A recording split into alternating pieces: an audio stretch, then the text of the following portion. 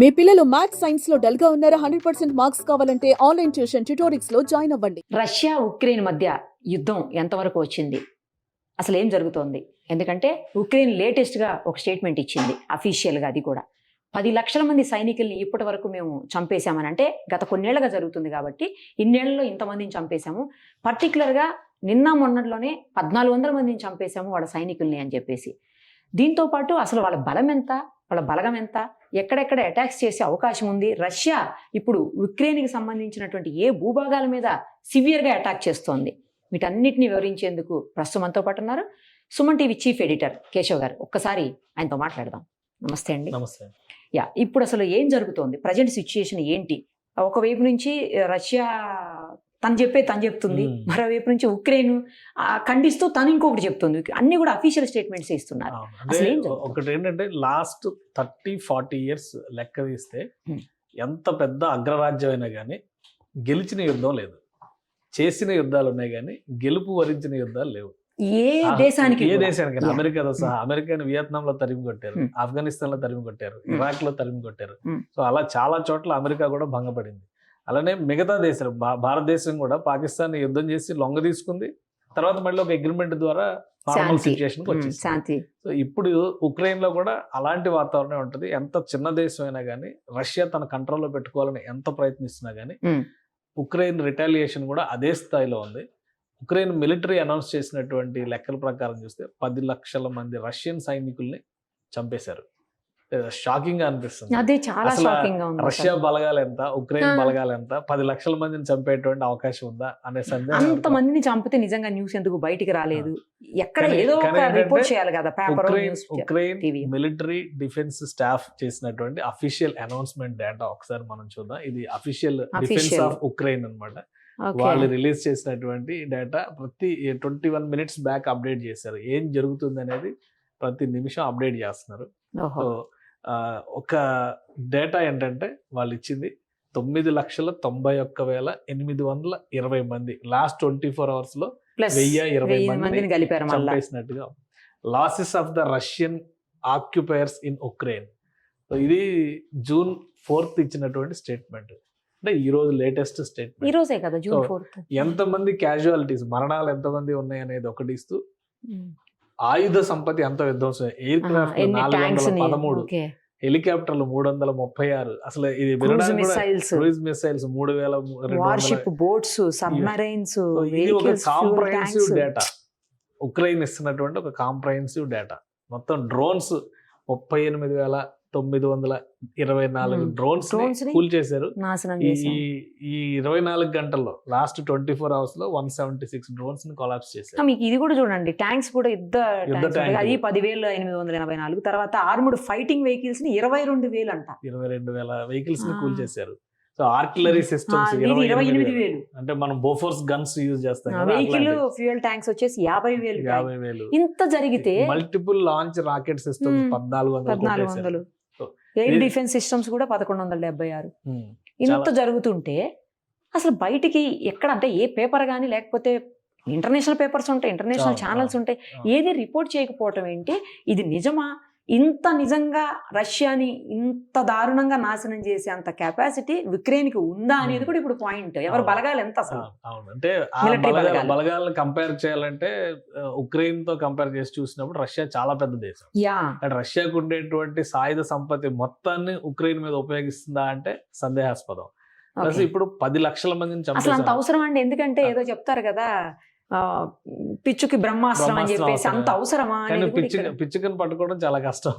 అంటే బ్రహ్మాస్త్రం కంటే ఇంకా పెద్ద అస్త్రాలు కూడా ఉపయోగించాల్సి ఉంటుంది. ఇది ప్రస్తుతం వార్ జరుగుతున్నటువంటి సినారియో. ఇక్కడ మనం ఒక డేటా చూద్దాము. ఇప్పుడు మీరు అడిగినటువంటి మిలిటరీ డేటా పరంగా చూస్తే ఉక్రెయిన్ ప్లస్ రష్యా వాళ్ళ బ్యాలెన్స్ ఎట్లా ఉందనే చూసి 2021 వరకు ఉన్నటువంటి డేటా. ఆ తర్వాత అప్డేట్ 2022 నుంచి దాదాపు అఫీషియల్ యుద్ధం స్టార్ట్ అయింది ఉక్రెయిన్ వర్సెస్ రష్యా. కానీ 2021 డేటా మాత్రమే ప్రపంచ స్థాయిలో అందరి దగ్గర ఉంది. ఈ 3 ఏళ్లలో రష్యా ఎంత అప్గ్రేడ్ చేసింది, ఏం వాడింది, మళ్ళీ ఏం తయారు చేసింది తెలియదు. అలానే ఉక్రెయిన్ కూడా ఎలాంటి ప్రొక్యూర్మెంట్స్ చేసింది. ఎందుకంటే ఇవాళ బ్రిటన్ ఒక స్టేట్మెంట్ ఇచ్చింది, 1,00,000 డ్రోన్లు మేము ఇవ్వబోతున్నాం. 1,00,000 డ్రోన్లు అంటే $3.5 బిలియన్ మిలిటరీ సపోర్ట్ చేస్తామని ఒక అగ్రిమెంట్ బ్రిటన్ చేసింది. సో అందులో భాగంగా మేము ఇది ఇస్తున్నామని చెప్పారు. 1,00,000 డ్రోన్లు ఇస్తున్నారంటే ఇంకా అమెరికా కానీ నాటో కంట్రీస్, ఎందుకంటే నాటో చాలా స్ట్రాంగ్గా ఉక్రెయిన్ సపోర్ట్ చేస్తుంది. ఇంతకాలం యుద్ధం చేయగలిగిందంటే నాటో సపోర్ట్తోనే. ఇంకో విషయం ఏంటంటే రేపు కెనడాలో G7 కంట్రీస్ మీటింగ్ జరగబోతుంది. ఓకే, ఈసారి ఇండియాకి ఇన్విటేషన్ రాలేదు, కానీ ఉక్రెయిన్కి ఇన్విటేషన్ ఉంది. లాస్ట్ టైం కూడా G7 మీటింగ్కి ఉక్రెయిన్కి ఇన్విటేషన్. ఉక్రెయిన్, ఆస్ట్రేలియా, అంటే G7 అంటే మోస్ట్ పవర్ఫుల్ కంట్రీస్ అన్నీ కూడా, France, Germany, America, Britain, Japan, ఈ దేశాలన్నీ కూడా ఉండేటువంటి బ్లాక్ అది. అంటే టోటల్ ఎకానమీని వాళ్ళు ఇన్ఫ్లుయెన్స్ చేసేటువంటి బ్లాక్. దానికి స్పెషల్గా ఇన్విటేషన్ వచ్చింది ఉక్రెయిన్కి. సో అంటే ఉక్రెయిన్కి పాశ్చాత్య దేశాల మద్దతు 100% ఉంది అన్నది మనం ఒప్పుకోవాల్సిందే. రష్యాకి బాహాటంగా మద్దతు ఇస్తున్నటువంటి దేశాలు లేవు, కానీ రష్యాకి తన సొంత సాయుధ సంపత్తిని ఉపయోగించే యుద్ధం చేస్తుంది, అది కూడా ఒప్పుకోవాలి. సో ఇద్దరు బ్యాలెన్సెస్ పరంగా చూస్తే కనుక US డాలర్స్లో 2021లో కేవలం $4.3 బిలియన్ మాత్రమే ఉక్రెయిన్ ఖర్చు పెట్టింది డిఫెన్స్ స్పెండింగ్స్కి సంబంధించి, కానీ రష్యా మాత్రం $45.8 బిలియన్ ఖర్చు పెట్టింది. అంటే 10% కూడా లేదు, ఇది 10 టైమ్స్ ఎక్కువ. అదే, సో రష్యా కంటే 10 టైమ్స్ ఎక్కువ ఉన్నది అనమాట. అలానే న్యూక్లియర్ వార్ గురించి చాలా మంది డిస్కస్ చేస్తున్నారు. బట్ ఏంటంటే ఉక్రెయిన్లో ఉన్నటువంటిది న్యూక్లియర్ ఎనర్జీకి సంబంధించినటువంటి వ్యవస్థలు ఉన్నాయి, కానీ న్యూక్లియర్ బాంబ్స్ టెక్నాలజీ లేదు. న్యూక్లియర్ వార్ హెడ్స్ కేవలం రష్యా దగ్గర మాత్రమే. ఇది ప్రపంచంలోనే హైయెస్ట్ నంబర్, 6,255. అమెరికా కంటే కూడా ఎక్కువ ఉన్నది రష్యా దగ్గర న్యూక్లియర్ వార్ హెడ్స్. అలానే మిలిటరీకి సంబంధించి ఇది మనం ఇప్పుడు చూడాల్సినటువంటి కంపారిజన్. యాక్టివ్ మిలిటరీ 9 లక్షల మంది ఉన్నారు, ఉక్రెయిన్కి 196,000 మంది మాత్రమే ఉన్నారు. యాక్టివ్ పారామిలిటరీ అక్కడ 102,000 మంది ఉన్నారు, ఇక్కడ 5,54,000 మంది. అంటే పారామిలిటరీ ప్లస్ ఇది కలిపి చూస్తే అక్కడ 3 లక్షలు యావరేజ్గా కనిపిస్తుంది, ఇక్కడ 13.5 లక్షలు కనిపిస్తుంది. సో ఈ 13.5 లక్షల మందిలో 10 లక్షల మందిని చంపేసే ఉంటుంది ఉక్రెయిన్. సో అందులో మళ్ళీ ఎయిర్ డిఫెన్స్, ఎయిర్ సిస్టంలో ఉన్న వాళ్ళు కానీ, నేవల్ ఫోర్సెస్లో కానీ ఎంతమంది ఉన్నారనేది కూడా మనం మళ్ళీ చూడాలి. సో 10 లక్షల మందిని చంపేటువంటి కెపాసిటీ ఉక్రెయిన్కి ఉందా లేదా అనేది కొంత సందేహాస్పదమైనటువంటి అంశం. మిగతా ఫోర్సెస్తో కంపేర్ చేసి చూసినప్పుడు కూడా నేవీ కానీ, ఆర్మీ కానీ, ఇవన్నీ ఇప్పుడు వాళ్ళు ఇచ్చినటువంటి డేటా ఒక్కొక్క దగ్గర 20,000 ఇక్కడ చూడండి ఆర్మ్డ్ ఫైటింగ్ వెహికల్స్ 15,000 ఉన్నట్టుగా ఇక్కడ చూపిస్తున్నారు. ఏకంగా 20,000 కొట్టేసినట్టు 28,000 వెహికల్స్ ధ్వంసం చేసినట్టు వస్తుంది. సో అందుకని అది ఎంతవరకు నమ్మాలి? వాళ్ళ సెల్ఫ్ అంటే సొంతంగా ఆత్మస్థైర్యం నింపేటువంటి వ్యూహంలో భాగంగా సైనికుల్లోనో లేకపోతే దేశ ప్రజల్లోనో లేదంటే ప్రపంచ దేశాల దృష్టిలోనో చేసేటువంటి ఎత్తుగడగా మనం భావించాల్సి ఉంటుంది. బట్ ఫోర్సెస్ పరంగా చూసినప్పుడు 10 టైమ్స్ రష్యా ఉక్రెయిన్ కంటే కూడా బలమైనటువంటి దేశం. ఎప్పుడైతే అమెరికా దగ్గర నుంచి ప్రతి నాటో కంట్రీ కూడా సపోర్ట్ చేస్తుందో అక్కడి నుంచే సమస్య మొదలవుతుంది. కాబట్టి ఈ యుద్ధం మరింత కాలం కొనసాగాలని ఆశిస్తున్నటువంటి వాళ్ళ సంఖ్య పెరుగుతుంది. సో వాళ్ళకి మిలిటరీ అనేది వ్యాపారం, ఆయుధాలు తయారు చేసి పెట్టుకుంటే సేల్స్ జరగవు, కాబట్టి ఇక్కడ వినియోగం జరుగుతుంది. కాబట్టి రష్యా, బ్రిటన్ కూడా 1,00,000 డ్రోన్లు ఇస్తాననేటువంటి మాట చెప్పింది. మొన్న అటాక్ చేసినటువంటి 7 ఎయిర్ బేస్ల మీద అటాక్ చేసినటువంటి వెపన్స్కి సంబంధించి కూడా అమెరికా సపోర్ట్ ఉందనేది చాలా క్లియర్గా ఉన్నటువంటి ఇన్ఫర్మేషన్. సో అంటే ఈ యుద్ధం జరగాలని కోరుకుంటున్నటువంటి దేశాలు పాశ్చాత్య దేశాలు ఉన్నాయి, వాటి వల్లనే ఇది కంటిన్యూ అవుతున్నటువంటి సంకేతాలు చాలా స్పష్టంగా కనిపిస్తున్నాయి. ఇందాక మీరు అడిగినట్టుగా అసలు జాగ్రఫీ వైజ్గా చూస్తే ఎవరెవరు ఎక్కడెక్కడ అటాక్ జరుగుతుంది, ఏ ఏ ప్రాంతాల్లో, జాగ్రఫీ వైజ్గా చూస్తే ఎక్కడెక్కడ అటాక్ జరుగుతుంది అనేది ఒకసారి మనం చూద్దాం. ఇది రష్యా ఆల్మోస్ట్ 3 వైపులా ఉక్రెయిన్ కమ్ముకుని ఉన్నటువంటి ప్రదేశం.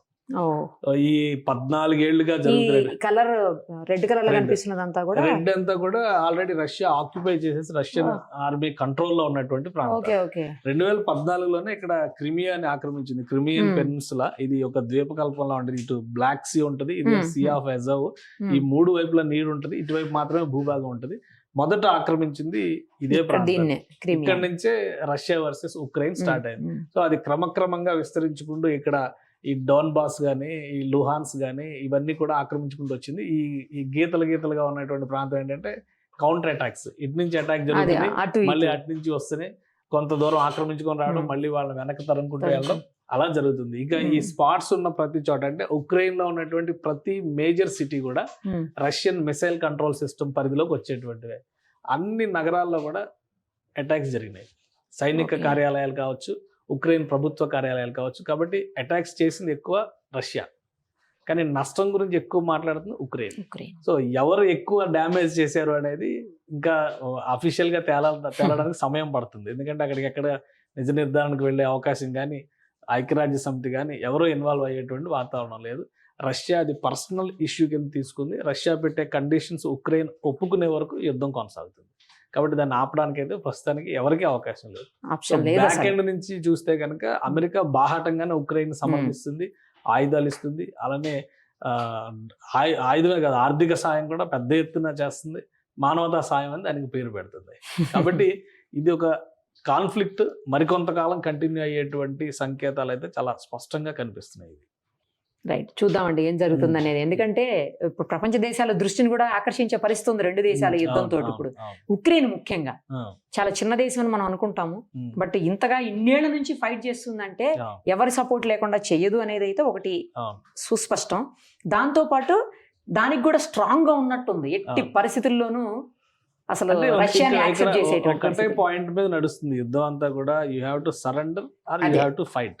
ఇక్కడ రష్యన్స్ కి సరెండర్ అవ్వాలా వద్దనేటువంటి విషయంలో ఉక్రెయిన్ మెజారిటీ పబ్లిక్ తీసుకున్నటువంటి నిర్ణయం ఏంటంటే ఫైట్ చేద్దాం, ఆత్మస్థైర్యం కోసం పోరాటం అనేటువంటిది ఆల్రెడీ డొనాల్డ్ ట్రంప్ పెట్టిన ప్రెస్ మీట్ లో నేరుగా ఇతను జెలెన్స్కీ అనౌన్స్ చేసి మరి మేము ఒక్కసారి సరెండర్ అయితే మా అస్తిత్వం ఉండదు అని చెప్తున్నారు.